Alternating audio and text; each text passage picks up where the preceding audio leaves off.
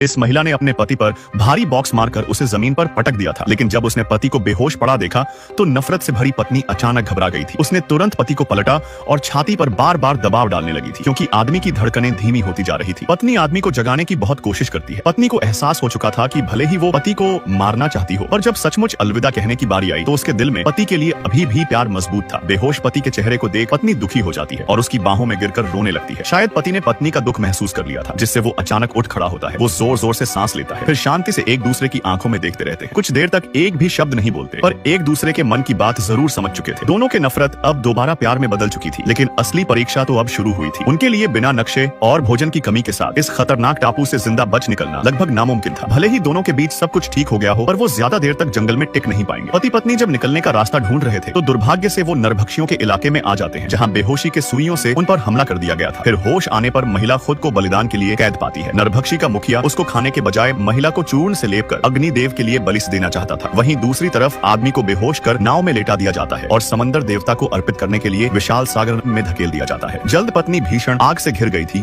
और पति भी तेज बहाव के साथ ऊंचे झरने से गिरने वाला था, पर तभी अचानक आदमी होश में आ जाता है और जब उसने देखा कि वो खाई से गिरने वाला है, वो तुरंत कूदकर उभरी हुई चट्टानों को पकड़ लेता है। किसी तरह से उसने अपनी जान तो बचा ली थी, पर खतरा अब भी टला नहीं था। अपनी पत्नी को जलने से बचाने के लिए वो चुपके से नरभक्षी के गांव में घुस गया था और इससे पहले कि किसी को भनक लगे वो तुरंत भागकर मुखिया को मुक्का मार देता है। फिर पत्नी के नीचे की लकड़ियों को लात मारकर आग को दूर फेंक देता है और पूरा दम लगाकर खंबे को ही उखाड़ देता है, जिस पर पत्नी बंधी हुई थी। उसकी बहादुरी और ताकत को देख नरभक्षी चौंक गए थे। जब नरभक्षी हैरान थे तब पति खंबे को लेकर चट्टान की ओर दौड़ता है और सीधा नीचे कूद जाता है। ऊंचाई से दोनों पति पत्नी तेजी से नीचे गिर रहे थे, पर दोनों ने जीवन मृत्यु की चिंता छोड़ दी थी। तभी खंबा सीधा गहरे समुद्र में जा गिरता है। फिर जल्द ही वो खंबे की मदद से पानी के ऊपर तैरने लगे थे, लेकिन चट्टान पर खड़े नरभक्षियों ने उन पर भाले फेंकना शुरू कर दिया था। पर पति ने चतुराई से खंबे को घुमाकर हमले को रोक दिया था। फिर भाले से रस्सी को काटकर पत्नी का हाथ पकड़ लेता है और तुरंत जंगल की ओर भाग जाते हैं। वो बिना देरी किए पेड़ की एक बड़ी छाल को उठाकर टापू के दूसरे किनारे पहुंच गए थे। फिर छाल को पानी में नाव की तरह तैराकर तेजी से दूर निकल जाते हैं। इस तरह से वो मौत से बच गए थे। इस जीवन मृत्यु पल के बाद दोनों के बीच की दूरी मिट चुकी थी। वो टापू से निकलकर नए जीवन की ओर चल पड़े थे। लड़की ने सोचा कि जो टीचर हमेशा दूसरों को नीचा दिखाता है, उसे भी उसी का स्वाद चखाना चाहिए। उसने चुपके से एक चौक उठाई और टीचर की ओर फेंक दी। जैसे ही चौक सिर पर लगी, टीचर ने गुस्से से मुड़कर देखा, मगर कोई सुराग नहीं मिला। उसने फिर से पढ़ाना शुरू किया, लेकिन तभी एक और चौक उसके सिर पर आकर गिरी। अब वह सतर्क हो गया और अचानक मुड़कर देखने का नाटक किया। ठीक उसी पल लड़की अगली चौक फेंकने ही वाली थी और वह रंगे हाथों पकड़ी गई। अब उसकी खैर नहीं थी। टीचर ने उसे तुरंत ब्लैक बोर्ड के पास बुलाया और बदला लेने के लिए पूरी चौक की डिब्बी उठा ली। उसने उसी अंदाज में लड़की पर चौक फेंकनी शुरू कर दी, मगर तभी एक शरारती भूत बीच में आ गया और उसने हवा में ही सभी चौकों को रोक लिया। टीचर को यह देखकर गुस्सा आ गया, लेकिन उसकी नजरों में यह सब सामान्य लग रहा था, मतलब सारी चौक खुद ही गिर रही थी। तभी स्कूल के प्रिंसिपल वहां से गुजरे और मामला पूछा। टीचर ने तुरंत लड़की की शिकायत कर दी, मगर लड़की भी पीछे नहीं हटी और पलटकर जवाब दिया, मगर पूरी क्लास ने सिर्फ